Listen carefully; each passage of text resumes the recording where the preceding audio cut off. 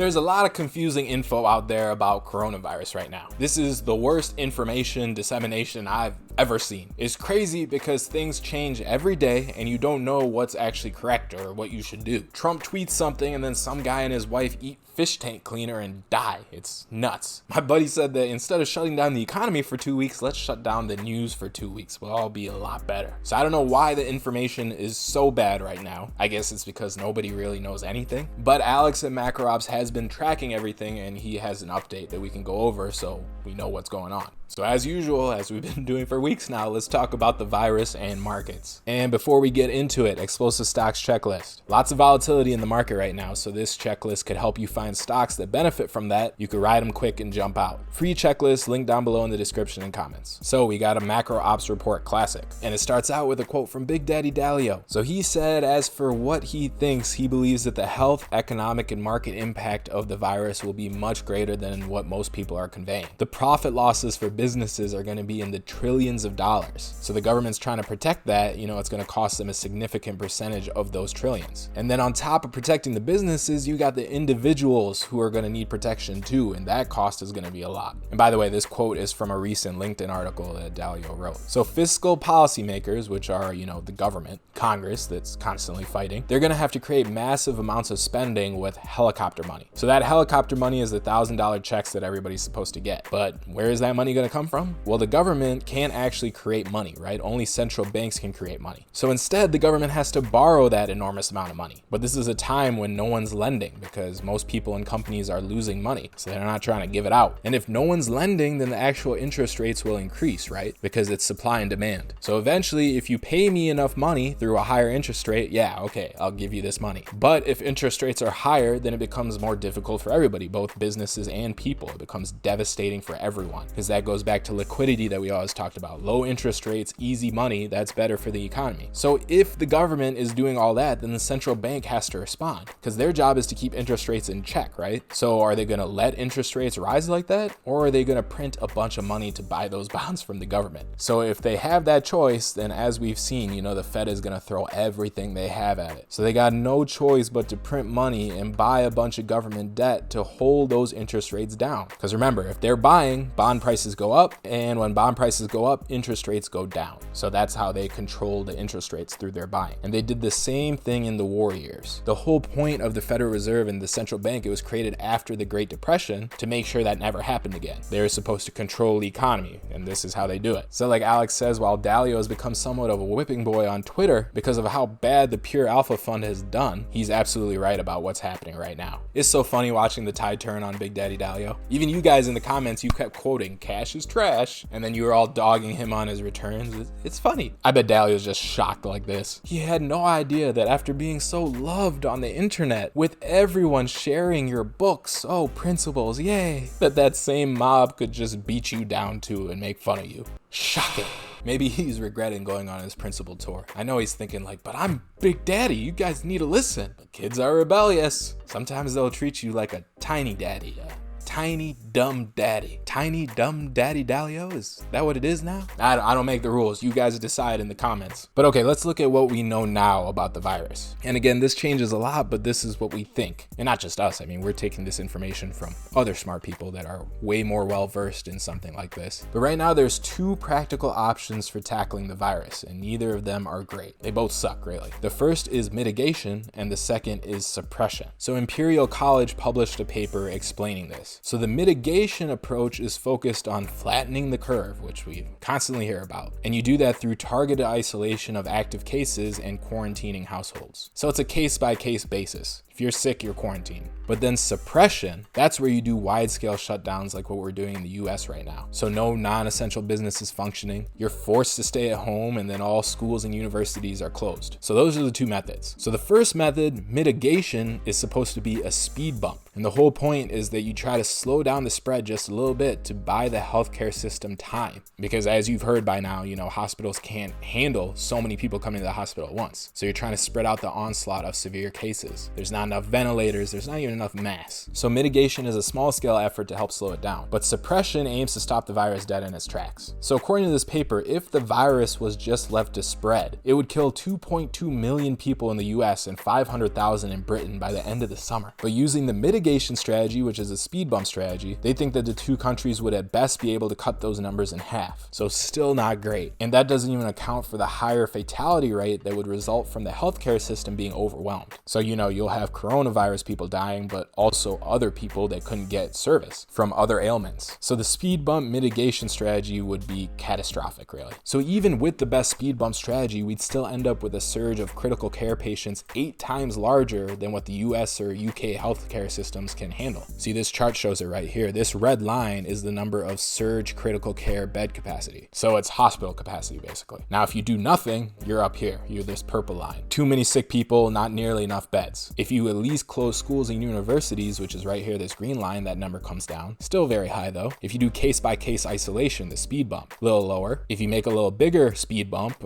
case isolation and household quarantine, this yellow line, again, that number comes lower. And then if you do everything in the speed bump strategy, case isolation, home quarantine, and social distancing, you only get to this blue line. You're still way over what hospitals can handle. So this is why countries aren't doing the mitigation strategy. They're doing the suppression strategy. So this is what China did in Wuhan. And it did stop the virus, at least temporarily, but it cost the economy a lot. So suppression is definitely better. But one of the problems is that even if you keep infection rates low, it still leaves a lot of people susceptible to the virus. So as long as at least one person in the world has a virus, breakouts will keep happening unless you have drastic measures to control them. So you might have already heard of patient 31 in South Korea. So South Korea was one of the best at containing its initial breakout, but then a single infected patient, and this person didn't know they were infected, they went on and infected hundreds of others, spawning another outbreak which led to the formation of many new clusters all around. One guy, just one guy. Have you guys ever played this game, Pandemic, this board game? On the box it asks you, can you save humanity? The answer is no,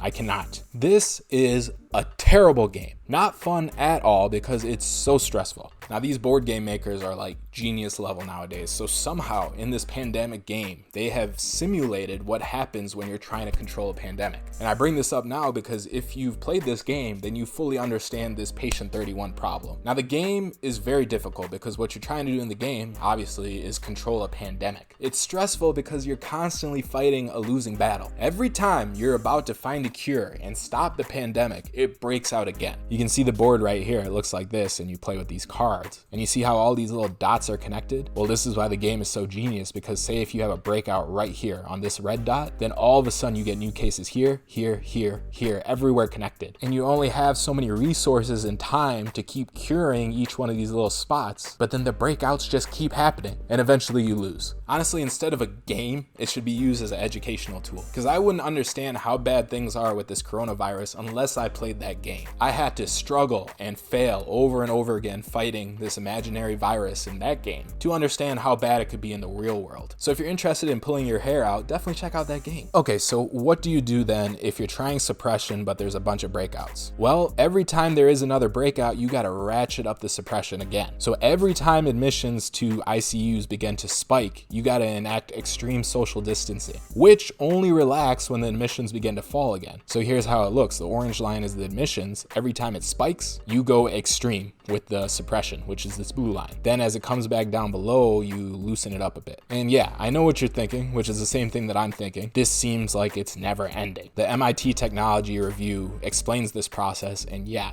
it's pretty bad. So like I said, that orange line was ICU admissions. Every time they raise above a threshold, say 100 per week, the country would close all schools and most universities and adopt social distancing. When they drop below 50, those measures would be lifted, but people with symptoms or whose family members have symptoms would still be confined at home. And social distancing is like quarantine, basically. You don't see anybody, just like we're doing right now in a lot of states. So under this model, the researchers concluded that social distancing and school closures would need to be enforced some 2/3 of the time, roughly 2 months on and 1 month off, until a vaccine is available, which will at least take 18 months. That's the minimum. So Alex says, as of right now, our baseline should be to expect roughly 18 months of rolling suppression measures. This is huge. Never in history has anything like this been done before. It's going to stress the global economy and the financial systems in ways that has never been seen. It's also completely necessary because it'll save the most lives and prevent our healthcare system from total overwhelm. That's what freaks me out about this a little bit.